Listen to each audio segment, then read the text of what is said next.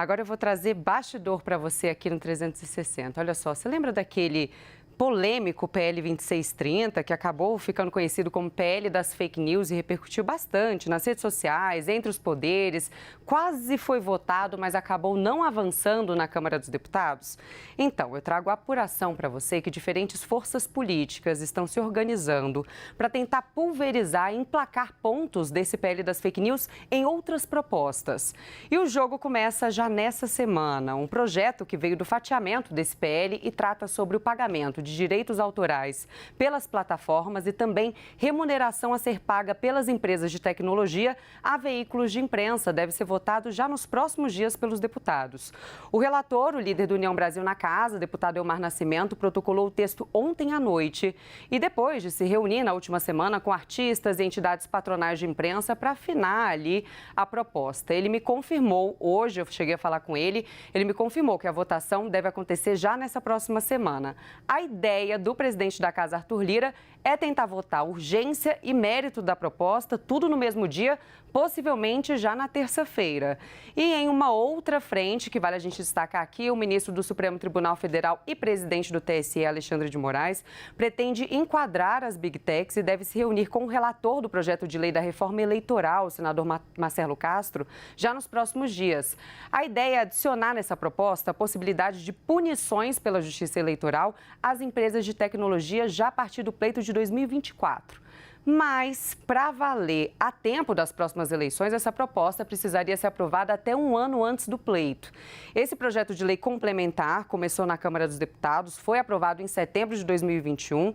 Ele é considerado como um novo Código Eleitoral, já que busca consolidar a legislação eleitoral e também as resoluções do Tribunal Superior Eleitoral. Essas empresas, as plataformas digitais, Meta, responsável pelo Facebook, Instagram e WhatsApp, também o Google, são contra essas propostas todas e tem investido para que nada nesse sentido seja aprovado no Legislativo. A gente tem a Thaís Arbex para a gente conversar um pouquinho mais. Thaís, você também está de olho nesse assunto, né? E eu queria que a gente discutisse um pouco sobre essa estratégia, que está aí na mira de Alexandre de Moraes, que seria tentar aprovar esse projeto até um ano antes de possível punição das Big Techs para valer já para as eleições de 2024. Mas a gente sabe que o jogo ali internamente no Congresso Nacional é complicado, depende do momento político, vontade política. Se não for aprovado até um ano antes, e se ele for aprovado após esse um ano que antecede as eleições, ainda assim a gente pode dizer que daria um respaldo para Alexandre de Moraes nas decisões que ele tiver relacionadas às Big Techs durante as eleições de 2024?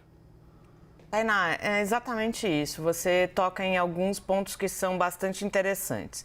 O primeiro deles é de como há uma dificuldade dentro do Congresso Nacional de se avançar com aquele chamado PL das fake news, que, como você disse, teve que ser fatiado para que os deputados, principalmente os deputados, mas também o Senado, conseguissem votar essas propostas. Em relação especificamente a essa proposta, que pode vir a punir as Big Techs, é claro que o ideal é que haja uma legislação, ou seja, que o Congresso Nacional aprove essa proposta.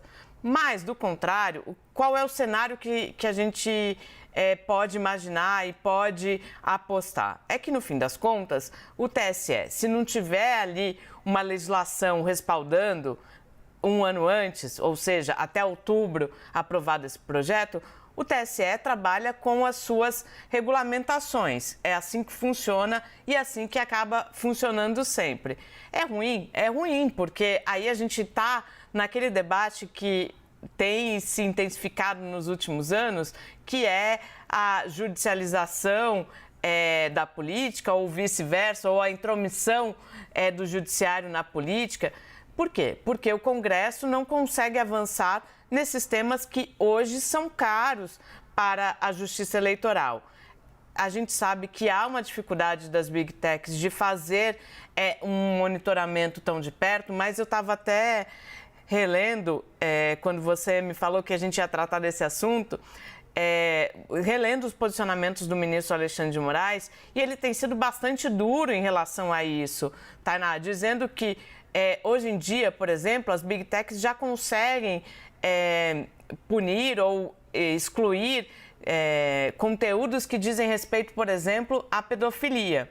Mas nessas outras questões ainda não consegue atuar. E aí eu queria, não sei se dá tempo, mas queria resgatar uma decisão dessa semana que Alexandre de Moraes, atendendo ao pedido da Procuradoria-Geral da República, determinou que as Big Techs façam, na verdade, um pente fino nas redes sociais do ex-presidente Jair Bolsonaro para encontrar todas as postagens dele em relação às eleições, em que ele critica ou que ele questiona as eleições, e possíveis postagens em relação a 8 de janeiro. Então, tem eu acho que desde a eleição municipal que a gente cobre com mais afinco essa questão das Big Techs, acho que a Justiça Eleitoral tem tentado encontrar maneiras de ter mais respaldo na sua atuação em relação às Big Techs. De fato, a internet se tornou, em determinado momento, terra de ninguém. E isso, para o processo eleitoral, é muito ruim. A gente viu nessa última eleição presidencial, Tainá, uma enxurrada de ações por conta de postagens na internet. Só para terminar, já me avisaram aqui no ponto. Se não tivermos legislação, no fim das contas, o TSE vai atuar com uma regulamentação, Tainá. Com certeza, Thaís. Depois eu te chamo para a gente conversar um pouquinho mais sobre esse e outros assuntos. Vou precisar seguir aqui.